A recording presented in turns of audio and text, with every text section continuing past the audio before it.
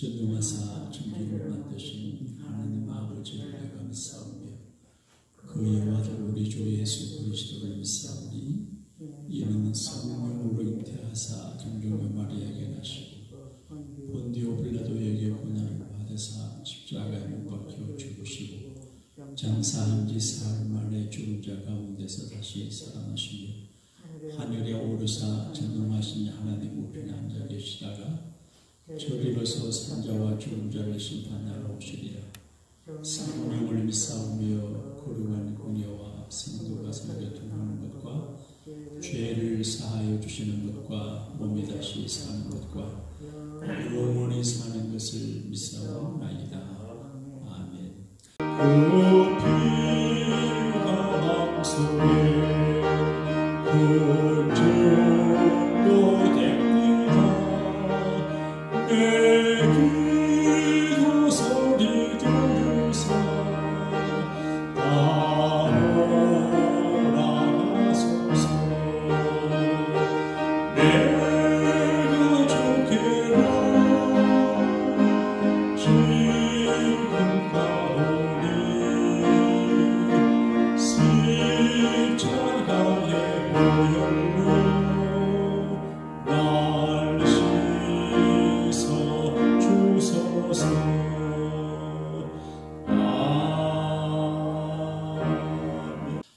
이번 주에 제가 우리 교우들에게 사역자를 위한 후원 기도 주간으로 기도해달라 부탁을 했는데 기도를 많이 하신 것 같아요. 그래서 제 개인적으로 중요한 몇 가지 일들이 잘 해결도 되고 그냥 일이지만 기도하면 이상하게 되고 그런 일이 있어요. 기도가 참 중요하다 그런 생각을 합니다. 어제 우연히 유튜브를 통해서 아들 5명이 목사로 두신 목사님의 가정 이야기를 봤어요. 기독교 방송국 TV에 나와서 5명 아들 전부 목사인데 대담하는 걸 봤습니다. 근데 그 아버지가 개척교회 하시는 목사님이신데 우리 고향 분이신데 고생하고 둘째 아들은 아버지가 목사한테라 그러니까 아버지만 미치면 되지 또 미치라 그러니 이렇게 하는 사람인데 근데 이제 아들 5 전부 목사님이세요. 근데 그 선진 아버지가 결혼하고 아기도 낳기 전에 하나님 아들 몇 명 줄지 모르지만 아들 주시면 전부 목사를 들어가서 소원 기도를 했대요. 그리고 늘 기도하는 아버지 뒷모습을 보고 자란 아이들이 다 목사님이 되시고 또 대학 교수도 계시고 큰 교회도 목회 그런 분들인데 내가 이렇게 보면서 금방 열매가 맺히는 건 아니지만 또 맺히기도 하지만 늘 기도하면 우리가 천국 가고 난 다음이라도 우리 자녀들에게 우리 교우들에게 내가 기도한 그 사람들에게 좋은 일이 일어나는 거나 그런 걸 생각했습니다. 레위기서를 묵상하면 머리가 좀 복잡해요. 하나님 앞에 제사를 크게 5가지 제사가 있는데 제사법이 각기 달라요. 그 중에 2는 죄 때문에 이제 드리는 제사고 나머지 3은 그저 감사해서 드리는 제사예요. 자기 죄 때문에 드리는 제사는 향기로운 그런 제사가 아니고 피비린내 나는 제사고 감사함으로 드리는 제사는 향기로운 제사라 그렇게 되어 있어요. 우리는 2가지 제사를 해야 돼요.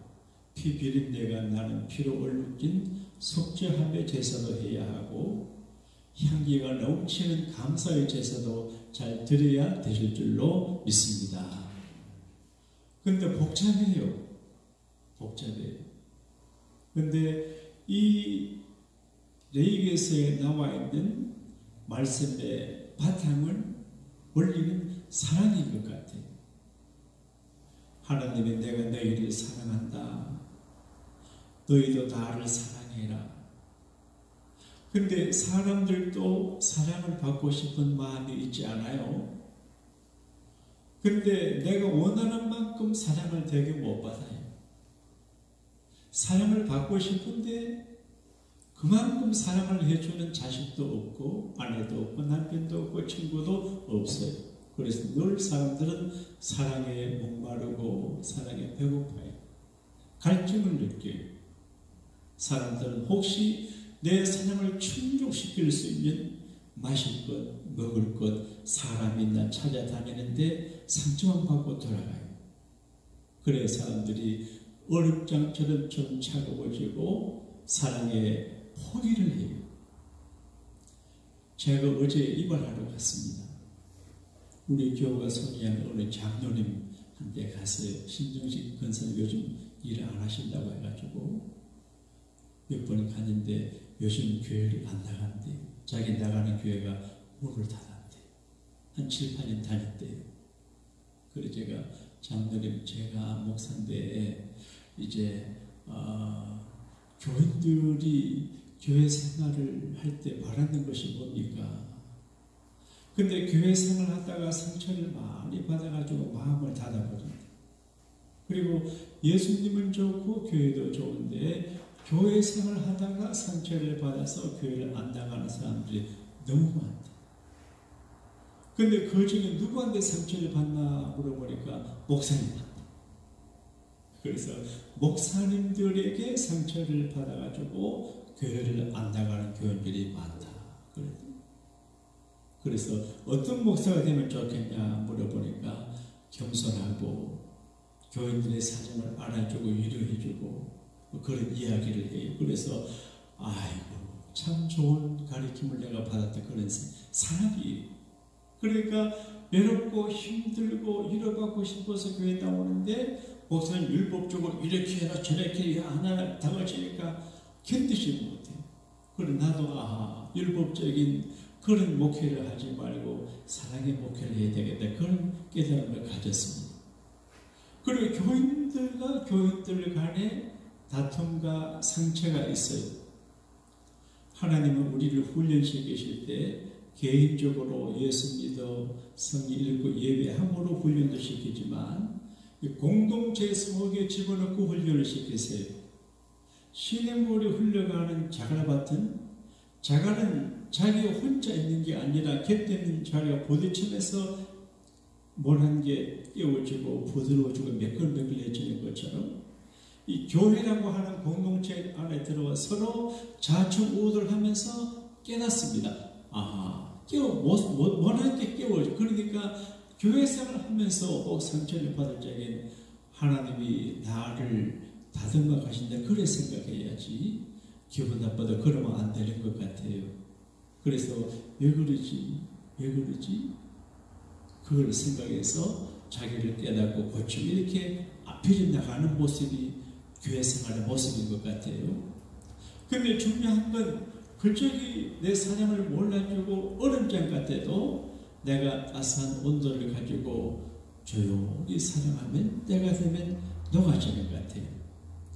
오늘 아침에 일어나서 자동차를 타고 나오려고 하는데 우리가 사는 동네가 좀 높아요. 그 얼음이 차게 얼음 인도에 네? 앞이 안 보이죠. 어떡하지? 근데 너무 뜨거운 물을 부으면 위로가 깨질 것 같아. 그래서 제가 이렇게 하다가 물을 아내한테 한 바가지 얻어가지고 확 뿌리니까 사라져요. 얼음보다 조금 따스한 물이에요. 근데 얼음이 녹아요. 그때 내가 알았습니다. 얼음장같이 냉대하고 차가운 사람이라도 내가 그보다 조금 더 따스한 사랑으로 대하면 얼음장도 녹구나. 지금 LA에 비가 와가지고 높은 산에 눈이 팍 덮여 있습니다.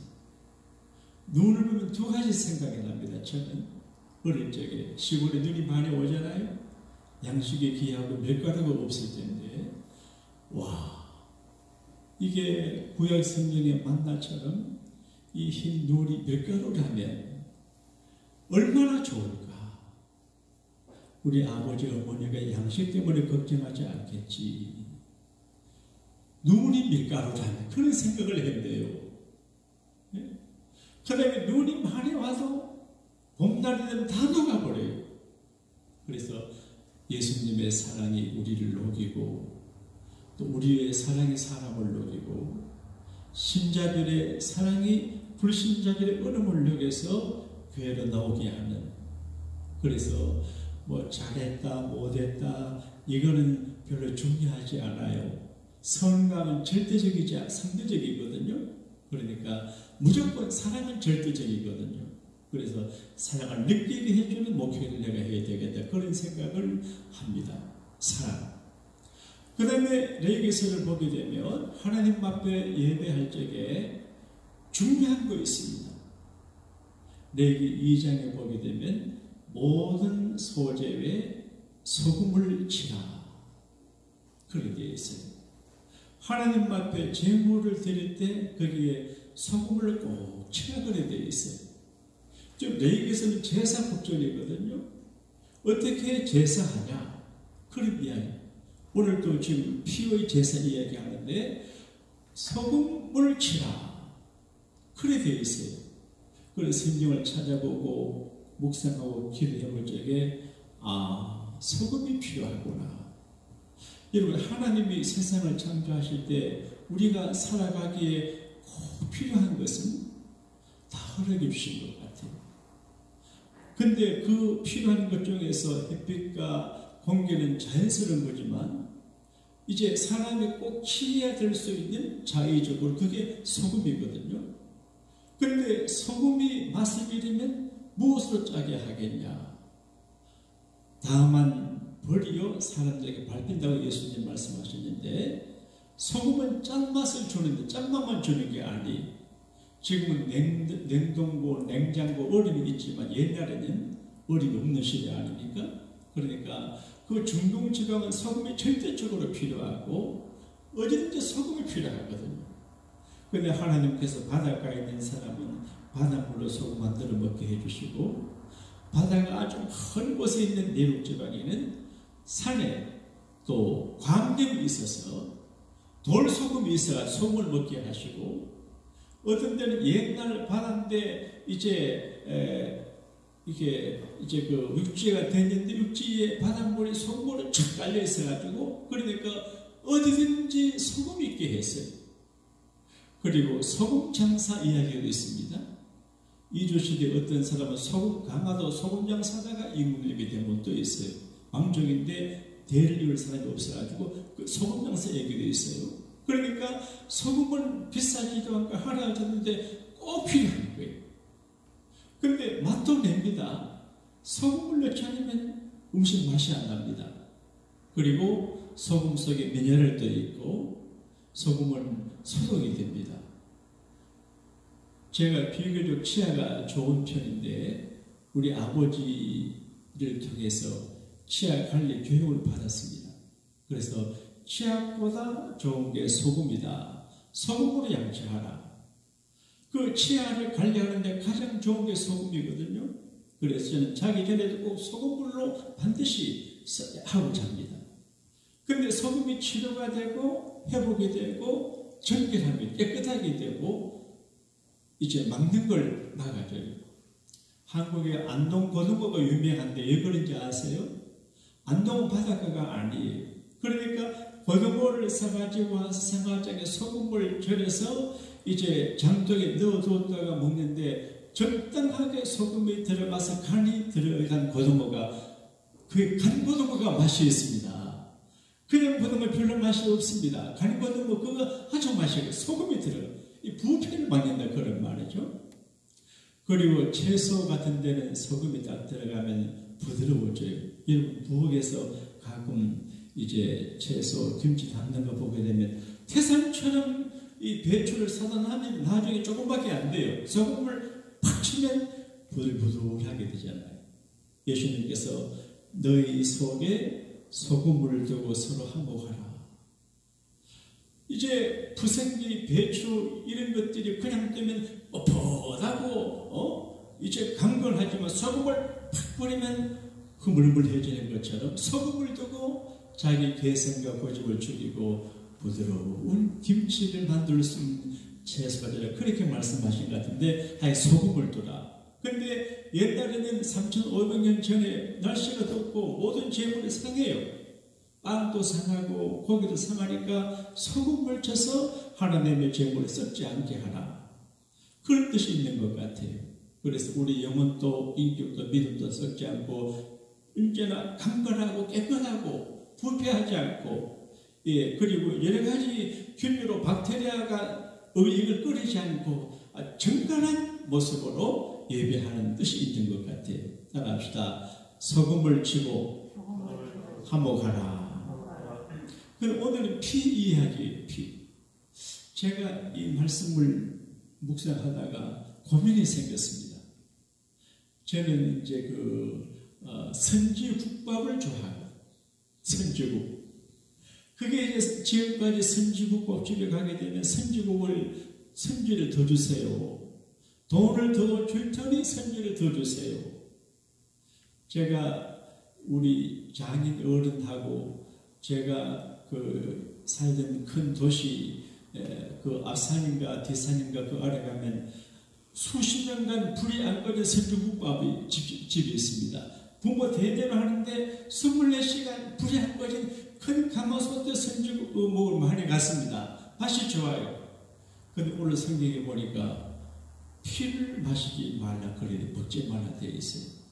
여러분 잘 판단해 보세요. 생명은 하나님의 것이거든요.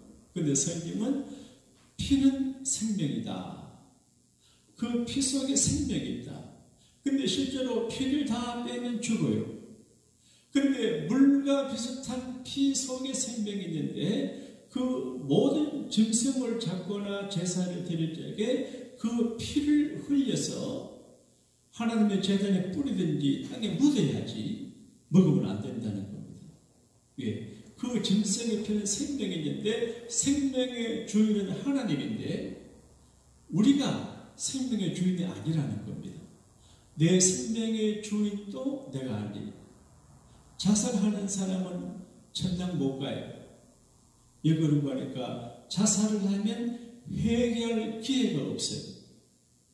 근데 회개를 해야 죄사함 받는데 회개할 기회를 잃어버려요. 그러니까 아무리 어렵고 힘들고 속상하고 그리고 전국 한국 대통령들 전부 다 감옥 가는데 그런 부끄러움을 당해도 자살하면 안 돼. 그러면 구원받지 뭐 회개할 기회를 놓치거든요. 어쨌든 내 생명도 내 것이 아니고 모든 짐승과 사람들의 생명이 내 것이 아니기 때문에 모든 생명의 주인은 하나님이신 것을 인정하는 하나님의 주권을 인정해야 돼요. 그 사람, 내 자녀, 그 친구, 그 사람의 주인은 하나님이시기 때문에 내가 함부로 말해도 안 되고 막 대해도 안 되고 죽여도 안 되고 발길을 쳐도 안 되고 조심해서 그분의 주인이 그 짐승의 주인이 하나님이라는 거지. 그래서 하나님의 생명의 주권을 인정해서 제물을 잡을 때도 피를 흘려서 하나님께 드리고 가끔 어떤 제사는 이제 하목제 같은 거는 고기를 나눠 먹는 축제거든요. 근데 피는 먹으면 안 돼요. 근데 지금 이제 한국 사람들은 선지국 선지를 먹는데 이걸 먹어야 될까요? 말아야 될까요? 나는 이 성경 연구하다가 지금 신약 시대에 살지만은 선지국은 피는 맞는 것인데 안 먹기로 했습니다. 그래서 앞으로 선지를 이 목사님에게 다 율동인데 이 목사님도 지금 다 부르고요. 그래요. 자, 피. 예수님께서 말씀하시기를 피는 생명이라 그 피로 속죄함 받는다 그렇게 말했어요. 우리의 죄를 사하는 것은 피입니다. 불교에서는 선행을 하고 구제하고 생명을 살리고 이렇게 하지 않아요? 사면이라고 하는 것은 죄를 사하는 거예요. 옛날에 임금님들이 가뭄이 오고 나라가 어려울 적에는 가뭄 문을 열어가지고 죄수들을 방면해요. 네? 요즘도 전직 대통령 두 분이 한국에 감옥가 계시는데 사면한다 말인데 대통령만 그 권리가 있어요. 죄가 있어서 죄는 무서워요. 국법을 어기면 전직 대통령이라도 감옥에 가야 돼요. 죄가 무서워요. 인생의 모든 불행의 원인은 죄가 되거든요. 예수님께서 중풍병을 들린 사람에게 말하기를 소자야 내 죄사함을 받았느니라. 죄사함 받으니까 병의 수도 놓였어요. 모든 병이 죄 때문은 아니지만 죄가 원인이 되거든요. 죄가 무서워요. 근데 죄를 사하는 방법은 대통령이 사하고 왕의 사이도 이 국법인 죄는 사함받지만 원초적인 죄는 용서가 안 돼요. 그런데 죄를 사하는 방법이 뭐 선행을 하고 고행을 하고 하는데 그거는 정답이 아니고 정답이 뭐냐? 피로 죄 사함 받아요. 피로. 그래서 피는 생명인데 예를 들어서 갑이라고 하는 사람이 염소한마리를 가지고 속죄 죄를 지게 제사장을 찾아갔습니다. 그러면 회막문 앞에서 갑이라는 사람이 자기가 가지고 간 염소를 자기가 잡아야 돼요. 제사장이 안 잡아요. 네? 그러면 잡아가지고 그 피를 제사장에게 줘요. 그러면 제사장은 그 피를 제사장에 뿌려요. 그런데 갑이라는 사람이 짐승을 가져가서 잡으면서 알아요. 나는 죄 때문에 죽어야 될 사람인데 내 죄를 이 짐승이 대신 담당한다. 나 대신에 죽는 짐승, 나 대신에 흘리는 피. 그래서 죄가 무섭구나, 참혹하구나. 죄의 삭은 사망이라고 했는데 이렇게 죽어야 되는구나. 근데 이거는 완전한 제사함이 못 돼요. 구약의 레위기에서는 예수님의 제사법을 암시하고 있는데 이제 예수님은 단번에 구약에는 해마다 했어요.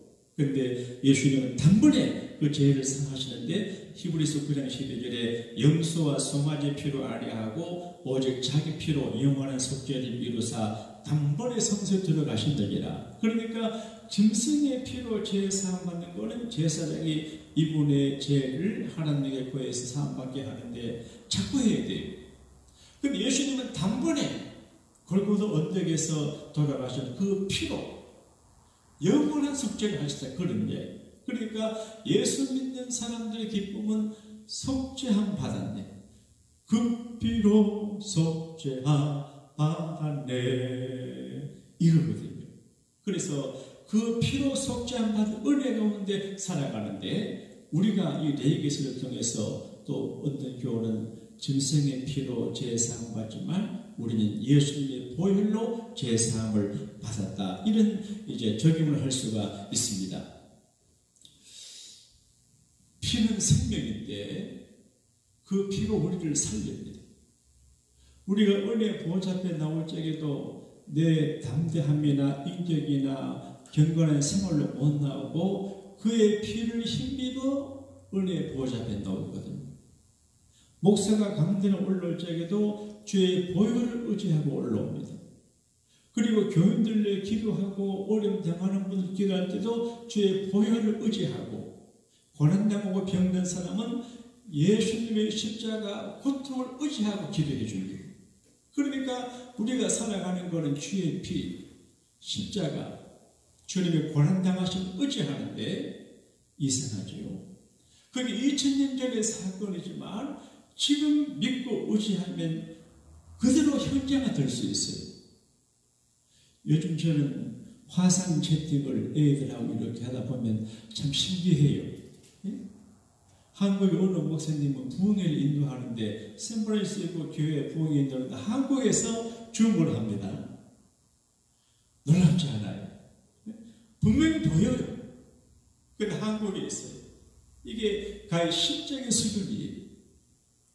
그런데 우리가 이 신비로운 시대를 살아가지만 이제 2000년 전의 사건이지만 우리가 믿음의 시간과 공간을 초월해서 나에게 그 피가 역사하고 나에게 십자가가 달린 예수님의 그 혜택과 은택이 주어지게 돼요.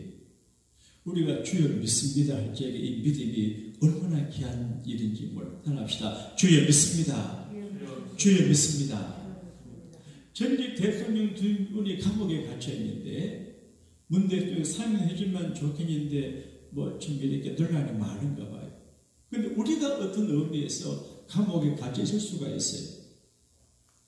몸이 아파서 병원에 가 있으면 병원 감옥이에요. 병원 감옥이에요.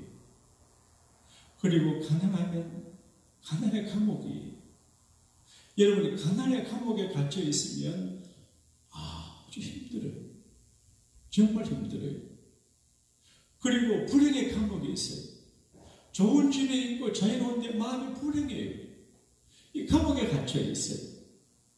그리고 죄의 감옥에 갇혀 있고 여러 가지 감옥에 갇혀 있는 게 우리의 모습이에요. 실패의 감옥에, 어떤 분은 지옥, 여기 사람들 지옥 같아요. 지옥에 갇혀 살아가는 사람이 있어요. 근데 모든 감옥에 갇힌 원인은 자기 죄 때문이거나 부모님 죄 때문이거나 선조 죄 때문일 수가 있어요. 그런데 죄 감옥에서 나오는 길은 한 가지일 뿐이에요. 사면을 받아야 돼요. 어떻게 사면했냐? 그 피는 생명인데 그 피로 죄상 받는다고 했거든요. 자, 오늘 본문 11절 같이 읽겠습니다. 11절 크게 한번 읽겠습니다. 시작. 육체의 생명은 피에 있습니다. 내가 이 피를 너희에게 주고 제단에 뿌려 너희의 생명을 이하여 속죄하게 하였나니 생명의 피에 있으므로 피가 죄를 속하느니라. 이 말씀 믿으시면 아멘 하십시다. 로버트 쿨만기라고 하는 목사님의 글에 이런 이야기가 나와요. 이건 지어낸 이야기 같기도 하고 어떤 분의 꿈을 받아서 소개하는 것 같아요. 이제 천국 문 앞에 어떤 천사가 있대. 근데 예수 믿으면서 부자인 한 분이 천국 안에 가서 이제 나는 누군데 왔습니다. 그러니까 암호를 대라. 암호. 천국 문에 들어가는 암호가, 군인들이 이제 보조소 쪽에 암호가 있습니다. 매일 다릅니다. 그래서 암호를 물어서 암호 대답을 못하면 총으로 쏴도 괜찮아요. 간첩은 암호를 모르잖아요. 그래서 이제 북한에서 남쪽에 암호하려고 노력을 해요.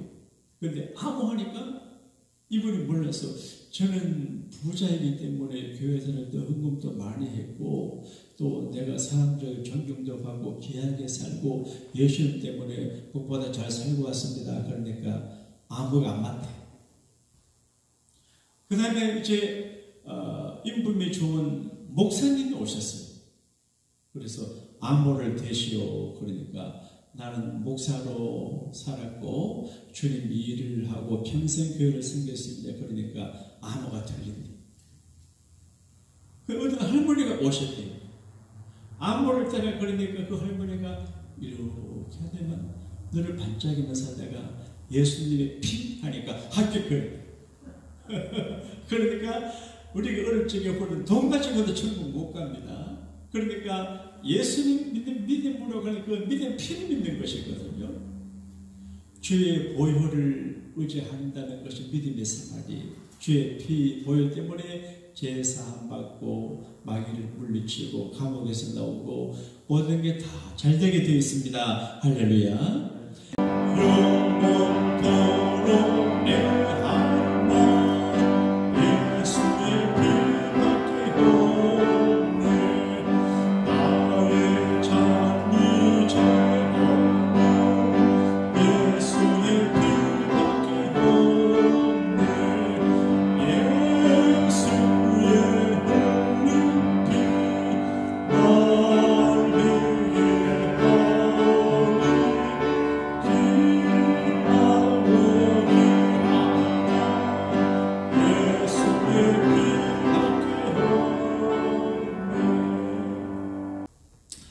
날 위해 하나님, 아무리 겨울에 눈이 와 꽁꽁 얼어도 봄이 되면 녹아지는 것처럼 하나님의 우리를 향한 사랑을 얼음처럼 차가운 우리의 저주를 녹여주고 인간관계를 부드럽게 할 줄로 믿습니다.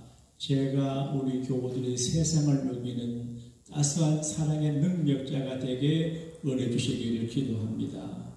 우리가 거치는 배주처럼 이제 상하기 쉬운 고등어처럼 상할 때가 있지만 소금을 두면 안 썩고 안 거치게 되는데 소금을 두고 서로 화목하게 도와주시기를 기도합니다.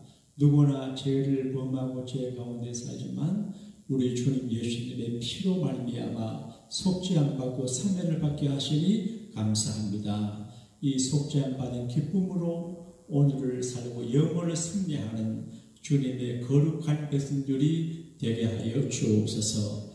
지금은 우리 주님 예수님의 구원해 주심의 은혜와 우리 아버지 하나님의 크고 놀라운 사랑하심과 일마다 때마다 우리를 도와주시는 보혜사 성령님의 감동, 감화, 역사, 위로, 충만, 잘 되게 하는 살길로 인도하심의 축복이 예비하는 믿음의 개인, 가인, 교회 이외 이제로부터 영원토록 함께 하시기를 축원하옵나이다.